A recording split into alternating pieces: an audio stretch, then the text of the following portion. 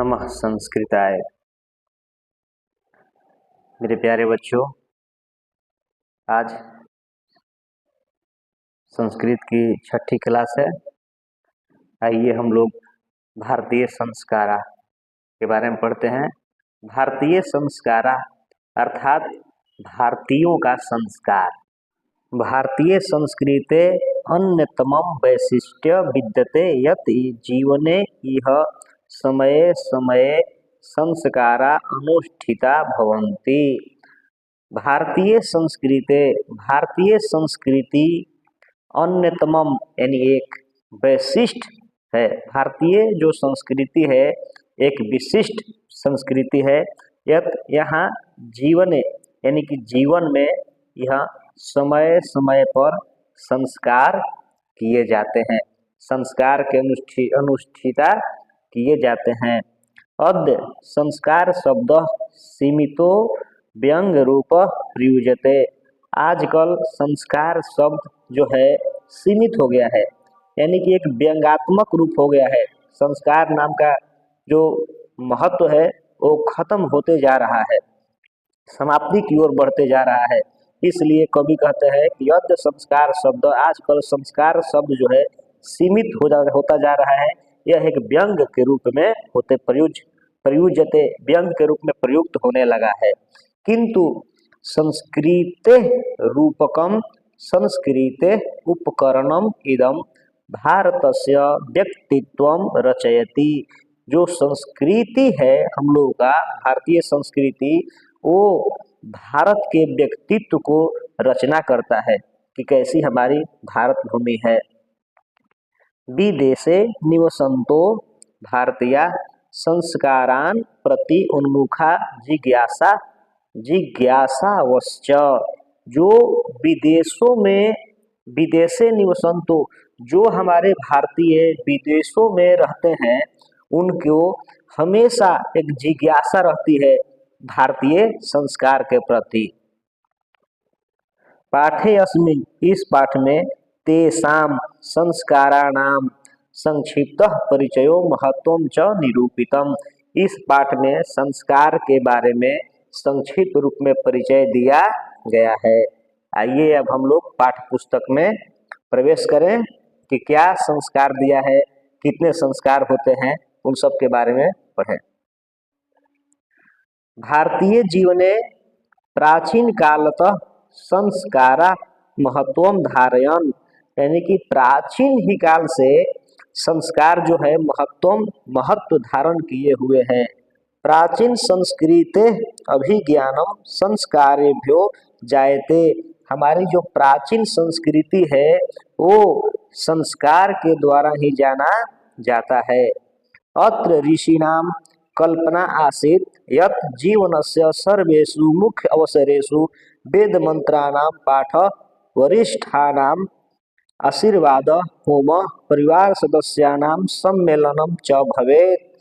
अत्र ऋषीणाम, यहाँ ऋषियों का, ऋषि नाम से बालका नाम, तो बालकों का, तो यहाँ ऋषियों का कल्पना आसीत, कल्पना थी, यानी कि ऋषियों का कल्पना था यह कि जीवन के सभी मुख्य अवसरों में वेद मंत्रों का पाठ हो, वरिष्ठा नाम यानी कि बूढ़ बुजुर्ग जितने हैं उनका आशीर्वाद मिले, होम यानी कि हवन जाप हो, परिवार सदस्य नाम सम्मेलनम, और सभी परिवार के जितने भी सदस्य हैं उनका एक बार सम्मेलन हो, एक जगह एकत्र हो, भवेत यानी कि होना चाहिए। ऐसा जीवन में मुख्य, यानी जीवन का जो मुख्य अवसर है उस पर ऐसा होना चाहिए।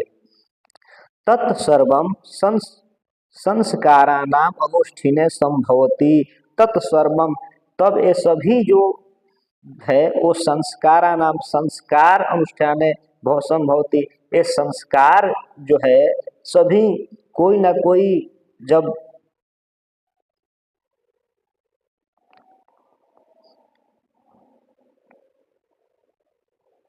तत्सर्वम संस्काराणाम अनुष्ठाने संभवति, और यह संस्कारों के समय ही संभव हो सकता है। जब हमारे घर में कोई संस्कार मन रहे हो, एवं एवं इस प्रकार संस्कारा महत्वम धारयन्ति, इस प्रकार संस्कार जो है महत्व धारण किए हुए हैं।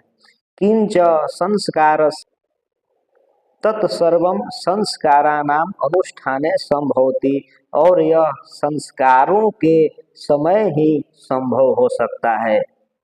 जब हमारे घर में कोई संस्कार मन रहे हो। एवं इस प्रकार संस्कारा महत्वम धारयन्ति, इस प्रकार संस्कार जो है महत्व धारण किए हुए हैं। किंच संस्कारस्य मौलिक अर्थ परिमार्जन रूप गुणाधान रूपश्च न विस्मर्यते। किंतु संस्कार का जो मूल अर्थ है वो है परिमार्जन रूप, यानी कि स्वच्छ बनाना, सुंदर बनाना।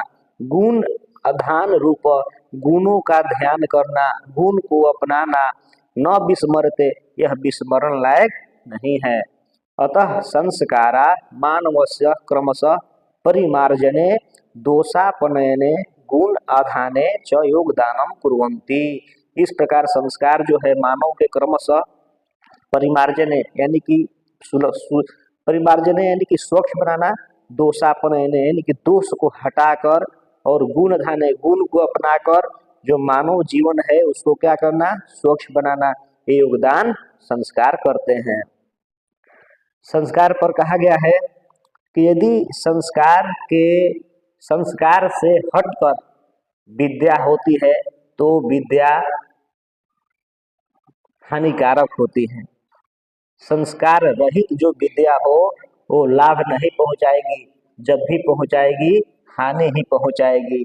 संस्कार रहित जो बल हो वो कभी भी आपको लाभ नहीं पहुंचा सकती है, हानि ही पहुंचाएगी।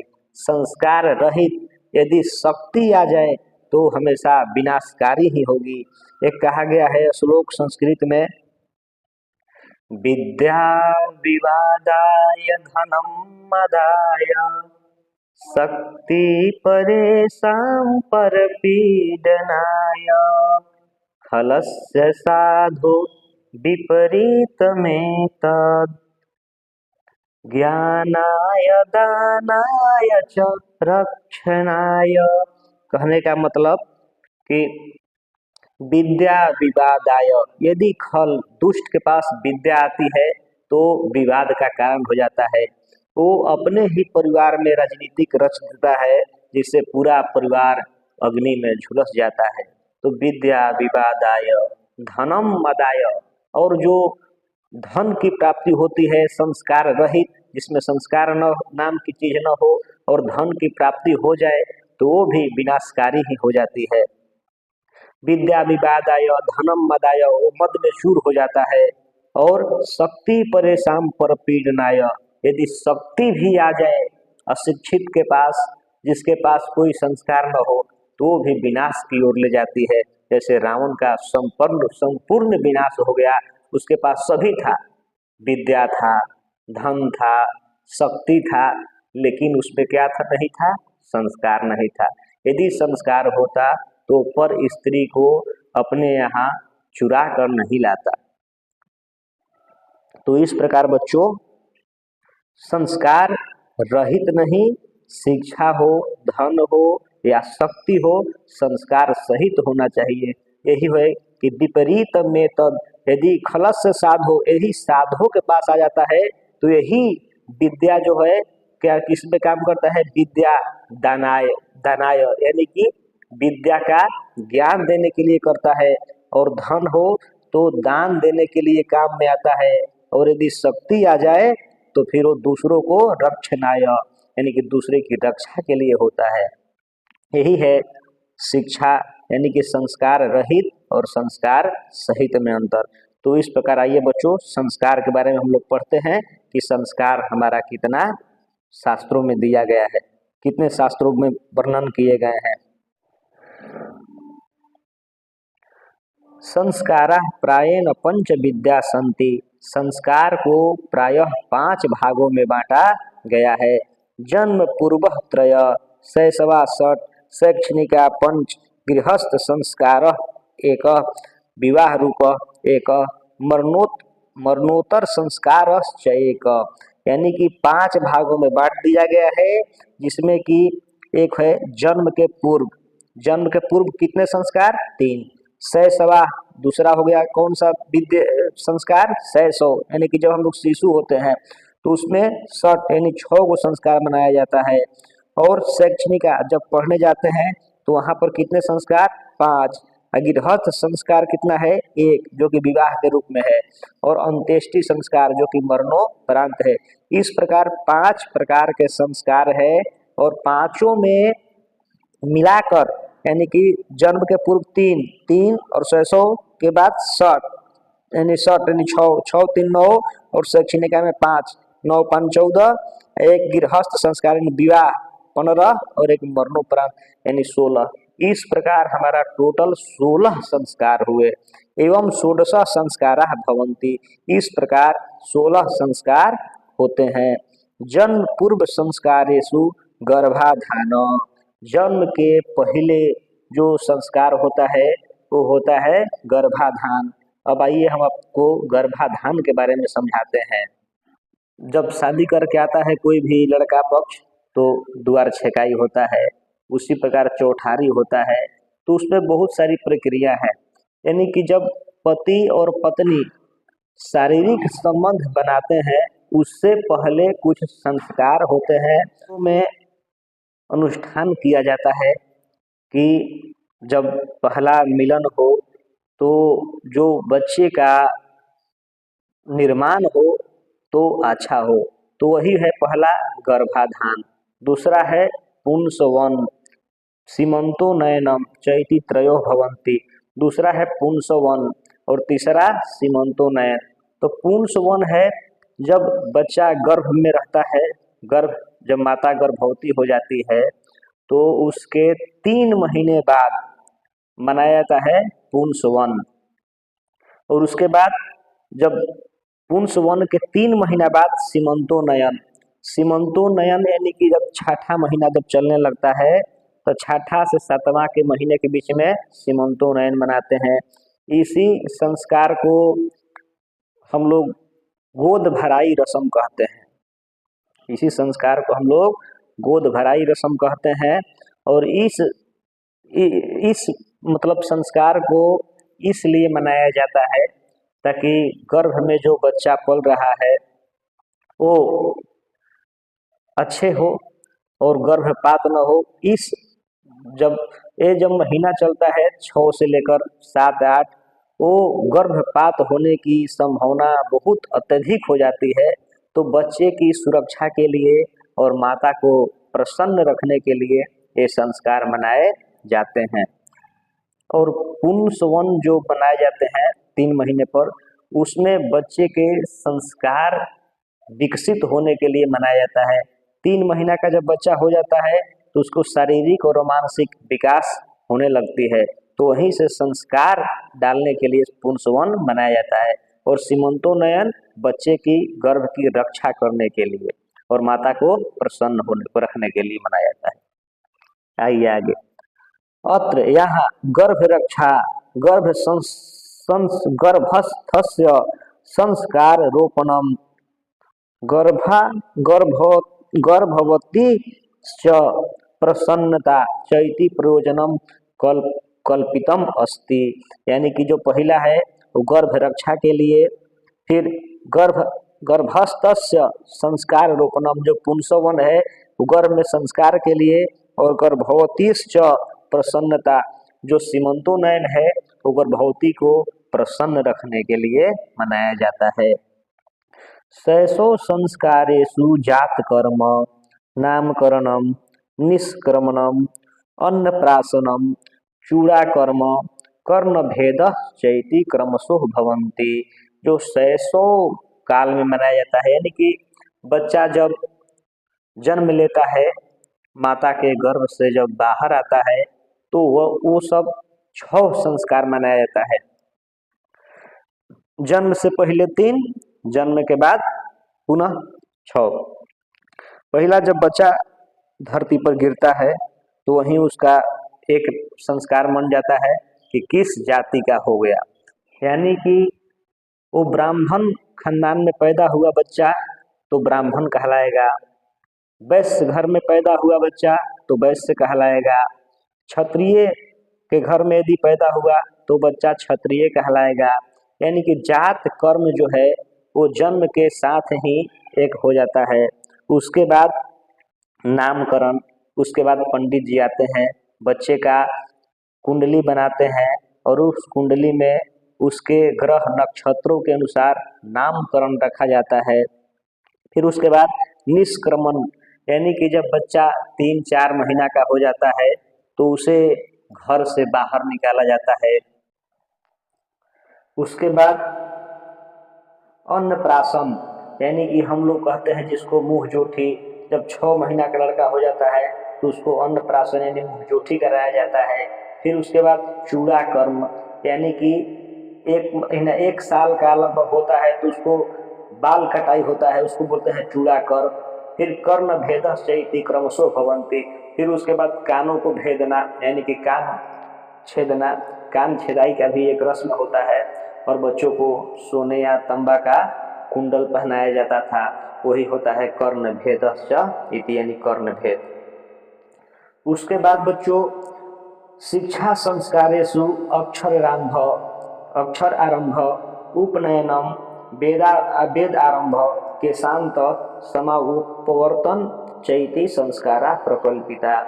उसके बाद जो है शिक्षा, यानी कि शिक्षा जब ग्रहण करने लड़का जाता है तो उसमें 5 प्रकार के संस्कार मनाए जाते हैं। सबसे पहला है अक्षर आरंभ, यानी कि शिक्षा संस्कारों में सबसे पहला जो है अक्षर आरंभ, उसके बाद उपनयन, उसके बाद वेद आरंभ, फिर उसके बाद केशांत, फिर समावर्तन इत्यादि संस्कारा प्रकल्पिता होते हैं। अक्षर आरंभे में अक्षर लेखनम अंक लेखनम च शिशु प्रारभते, अक्षर आरंभ में बच्चा जो है अक्षर लिखना और अंक लिखना प्रारंभ करता है।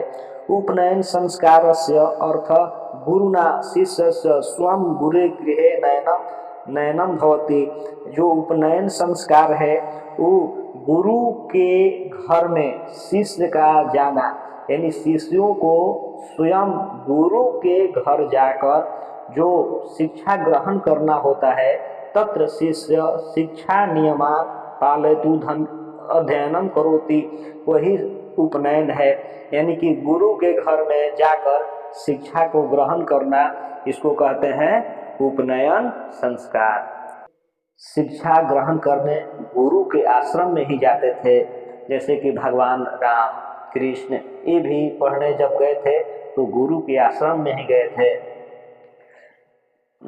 तुलसीदास जी ने रामायण में लिखा भी है कि गुरु गृह गया पढ़ाना रघुराई, अल्पकाल विद्या सब पाई। यानी कि गुरु गृह गए पढ़ाना रघुराई, गुरु के ही घर में गए हैं, ये नहीं कि गुरु आकर घर पर उनको पढ़ाए हैं। तो गुरु के पहले आदमी गुरु के घर जाते थे, अब आजकल तो हमारे लिखवा थोड़े पढ़े जाए बोल दो मार सकते 3,000-4,000 ली हैं घरे आके पढ़ावस, पहले बात तो चीज ना रहे। ठीक, आइए देखते हैं। वहीं पर गुरु गृह एवं शिष्य, यानी कि गुरु के घर पर ही शिष्य जो है अच्छा वेद आरंभ करोति, इसमें वेद को आरंभ करते थे। यहाँ पालन धन प्रति ते नियमा ब्रह्मचर्य वर्तते समोष्टा, और वे गुरु के घर पर ही ब्रह्मचर्य नियम का पालन करते थे। प्राचीन काले शिष्य ब्रह्मचारी इति कथ्यते स्म, प्राचीन काल में शिष्य को ब्रह्मचारी कहा जाता था। अब आ जाएगा कि प्राचीन काल में शिष्य को क्या कहा जाता था, तो ब्रह्मचारी। गुरु गृह एवं शिष्य वेद आरंभ करोति स्म, और गुरु के घर में ही शिष्य जो है वेद का आरंभ करते थे।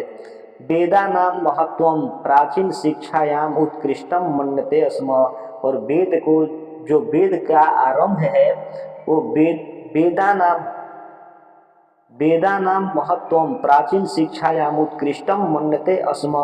और वेदों का जो शिक्षा था वो प्राचीन समय में अति उत्कृष्ट माना जाता था।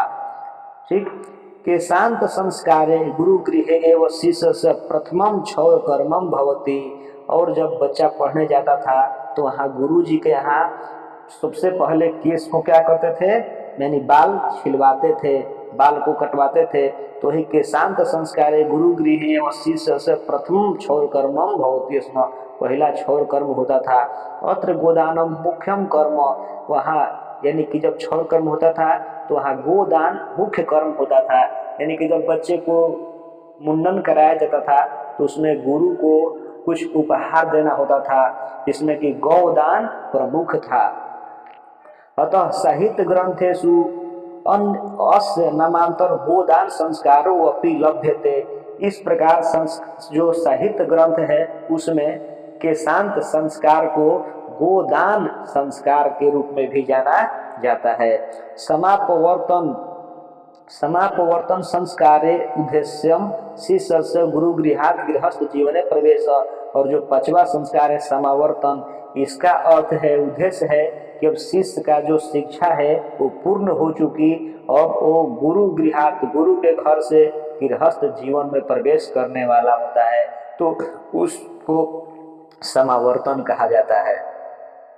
शिक्षा अवसाने गुरु शिष्यान उपदिश्य गृहम प्रेषयति। शिक्षा अवसाने यानी अवसाने मतलब समाप्ति पर, जब शिक्षा के समाप्ति होती थी तो गुरु शिष्यान शिष्यों को उपदेश देकर गृहम प्रेषयति घर भेजते थे। उपदेशों में प्रायः जो जीवनस्य धर्म प्रतिपाद्यन्ते, जीवन के धर्मों के बारे में प्रतिपादित होता था। यह था जैसे कि सत्यम वद, सत्य बोलो, धर्मचर, धर्म का आचरण करो, द स्वयं अध्ययना माँ प्रमद इत्यादि।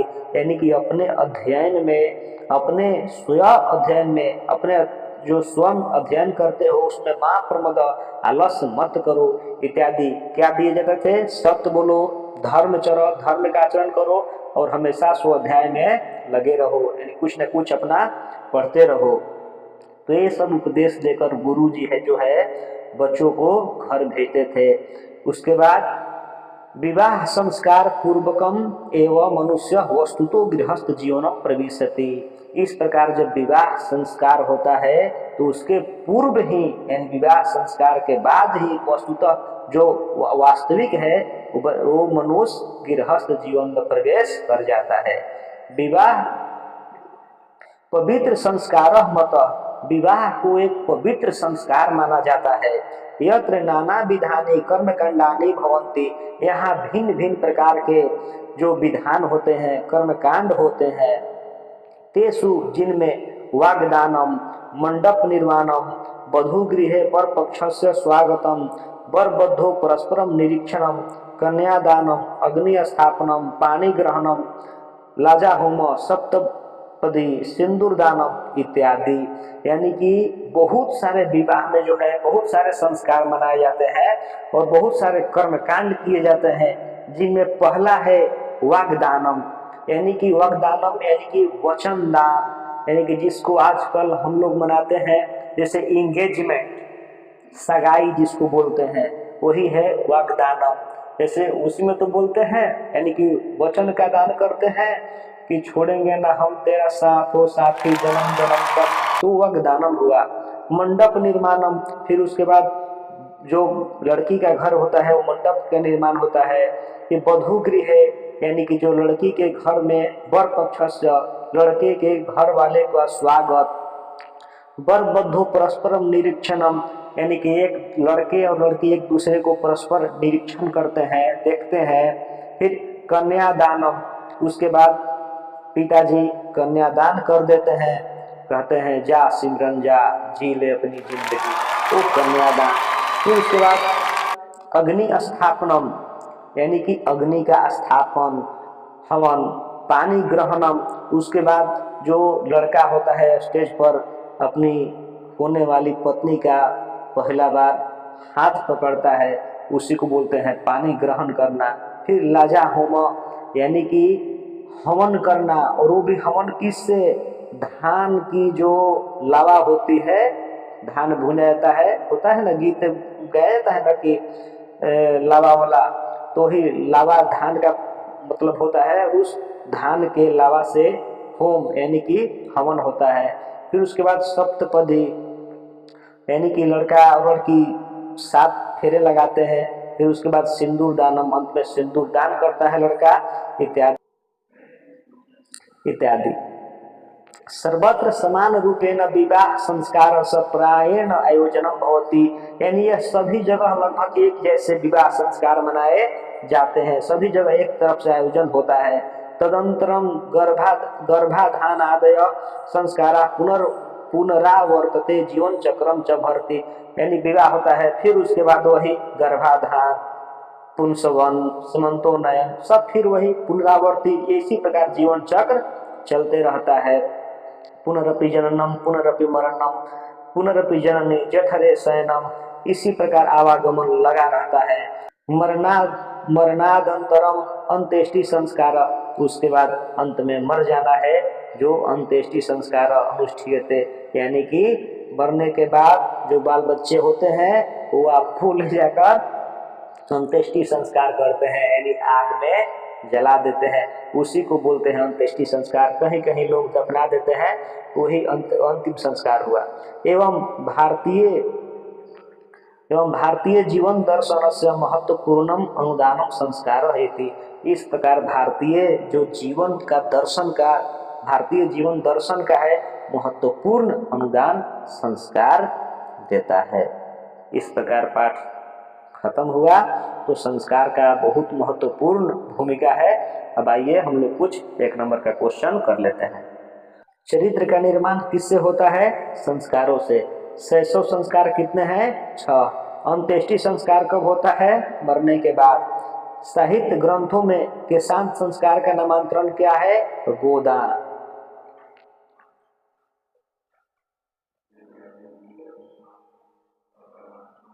पानी ग्रहण किस संस्कार में होता है? विवाह संस्कार में। संस्कार कितने होते हैं? 6। और संस्कार प्रायः कितने प्रकार के होते हैं? तो 5। दोनों में देखो अंतर है। संस्कार कितने हैं? तो 16। और संस्कार को कितने भागों में बांटा गया है? तो 5 भागों में। कौन कौन? जीवन के पहले, एक बात पहले होता है ना, यानी कि जन्म पूर्व 3, फिर उसके बाद शैशव में 6, शिक्षा में 5, जो विवाह संस्कार, उसको अंत्येष्टि, यानी कि 5 भागों में बांटा गया है। जीवन के सभी मुख्य अवसरों पर किनका आशीर्वाद अपेक्षित था? तो वरिष्ठों को, बूढ़ बुजुर्गों का, जो बुजुर्ग होते हैं ना, बूढ़ बुजुर्ग, उनको आशीर्वाद लेना बहुत आवश्यक होता है। इसके बाद सप्तपदी कर्मकांड किस संस्कार में होता है? विवाह। कन्यादान किस संस्कार में होता है? विवाह संस्कार में। अंतिम शिक्षा संस्कार का नाम क्या है? समावर्तनम। शैक्षणिक संस्कार कति सन्ति? 5। सीमंतोनयन किस प्रकार का संस्कार है? तो जन्म पूर्व संस्कार। प्राचीन काल में शिशु को क्या कहा जाता था? ब्रह्मचारी। प्राचीन संस्कृति की पहचान किससे होती है? संस्कारों से।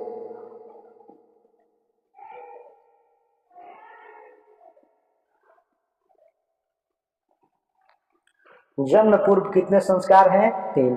मनुष्य गृहस्थ जीवन में कब प्रवेश करता है? विवाह संस्कार के साथ ही। भारतीय जीवन में किस काल से संस्कारों को महत्व चला आ रहा है? प्राचीन काल से ही। पुंसवन संस्कार कब होता है? जन्म के पहले। वाग्दानम किस संस्कार में होता है? विवाह संस्कार में। भारतीय संस्कृति के द्वितीय विशेषता क्या है? संस्कार।